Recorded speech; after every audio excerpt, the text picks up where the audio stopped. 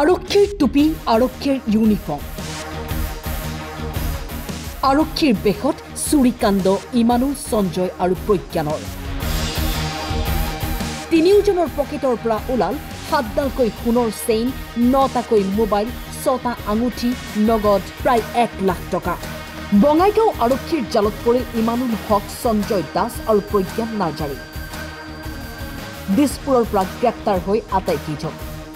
এজনৰ চিনাকি আছিল আৰক্ষীৰ ইউনিফৰ্ম আন এজনৰ পৰিচয় ভুৱা সাংবাদিকৰ আৰু এজন সহযোগী 5 নৱেম্বৰত নিউ বঙাইগাঁওৰ এটা এপাৰ্টমেণ্টত আৰক্ষীৰ বেশত কৰিছিল চুৰিকাণ্ড তাৰ পিছত কেনেকৈ পৰিল জালত শুনক 6 তাৰিখে ৰাতিপুৱা বুলি ক'লে সেইখিনি সময়ত আমাৰ খবৰ এটা আহিছিল গম পাইছিলোঁ যে ইয়াতে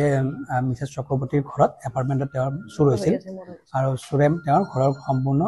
ধন টকা পইচা আৰু সোণৰ অলংকাৰ যিখিনি আছিল সেইখিনি লুটি লৈ গৈছিল বুলি কৈছিল আৰু লগতে মোবাইল লৈ গৈছে আৰু সেইটো তদন্ত কৰি আমাৰ অফিচাৰ্ছ মাধুৰ্য মেধি তুষাৰ বৰা এনেকৈ গোটেইকেইজনে গৈ আৰু আমাৰ ডিএছপি প্ৰফেচনেল ধনৰাজ দলেচাৰ আছে আৰু গুৱাহাটী পুলিচৰ কৃষ্ণকান্ত লস্কৰ দিছপুৰ পুলিচৰ তেওঁলোকে সাহায্যত মানে সহযোগিতাত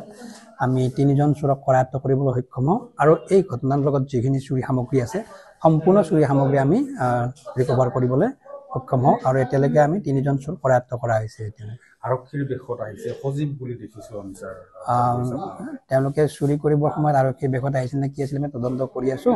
কিন্তু আমি তেওঁক আৰক্ষীৰ কাপোৰ তেওঁৰ পৰা জব্দ কৰিছোঁ তেওঁ মানে বহুত ঠাইত আগতে তেনেকুৱা কৰাৰ ইতিহাস আছে যে তেওঁ পুলিচৰ ইউনিফৰ্মতো যাই চুৰি কৰে বা পকেট মাৰ কৰে আৰু তেওঁ পুলিচ নহয় সেইখিনি আগতে তেওঁ নলবাৰী থানাত কেছ আছে পাটাচাৰকুছি থানাত কেছ আছে আৰু বেলেগ বেলেগ থানাতো কেছ আছে আৰু আমি এতিয়া তদন্ত কৰি আছোঁ আৰু আমাৰ ডিষ্ট্ৰিক্টতো কিবা আছে নেকি আগত তেনেকুৱা সেইটো আমি চাই আছোঁ এজন ইমামুল